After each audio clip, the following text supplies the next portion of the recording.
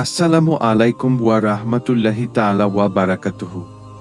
আপনি কেন ঈদে মিলাদুন্নবী সাল্লাল্লাহু আলাইহি ওয়াসাল্লাম পালন করবেন? আসুন আজকের ভিডিওতে সম্পূর্ণ জেনে নিই। মুহাম্মদ সাল্লাল্লাহু আলাইহি ওয়াসাল্লাম, যিনি আল্লাহর শেষ রাসূল এবং সমগ্র মানবজাতির জন্য রহমত হিসেবে প্রেরিত, তার জন্মদিন উদযাপন করা আমাদের জন্য একটি বিশেষ দিন। আমরা এই দিনটিকে ঈদে মিলাদুন্নবী নামে উদযাপন করি। এই দিনটি আমাদের নবীর প্রতি ভালোবাসা ও শ্রদ্ধা প্রকাশের একটি মাধ্যম। ঈদে মিলাদুন্নবী পালনের ইতিহাস দীর্ঘ, যা ইসলামের প্রথম যুগ থেকেই প্রচলিত ছিল। ঈদে মিলাদুন্নবী পালনের মাধ্যমে আমরা নবীজির জীবনের দৃষ্টান্ত স্মরণ করি, তার শিক্ষাগুলো পুনরায় অন্তরে ধারণ করি এবং তার প্রতি আমাদের ভালোবাসা প্রকাশ করি।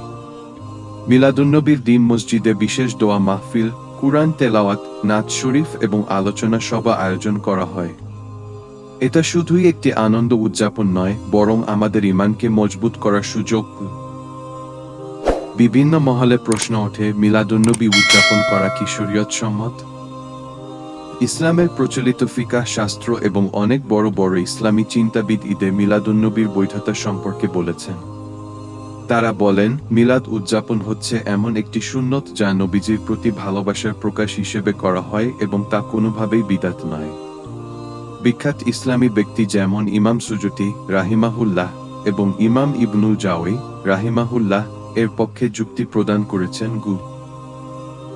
ঈদে মিলাদুন্নবী উদযাপন করলে আমাদের মনে নবীর প্রতি ভালোবাসা বাড়ে এবং তার আদর্শ অনুসরণ করার প্রেরণা পাই।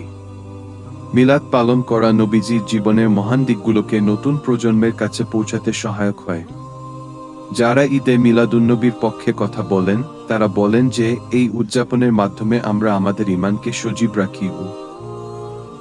ঈদে মিলাদুন্নবী উদযাপন করা শুধু আমাদের ধর্মীয় দায়িত্বই নয়, এটি আমাদের নবীর প্রতি অগাধ ভালোবাসার প্রকাশ। আসুন আমরা সবাই এই দিনটিকে উদযাপন করে নবীজির দেখানো পথে চলি এবং তার মহান আদর্শকে আমাদের জীবনে বাস্তবায়ন করি। আল্লাহ আমাদেরকে ঈদে মিলাদুন্নবী উদযাপন করার তৌফিক দান করুন এবং আমাদের ঈমানকে আরও মজবুত করুন।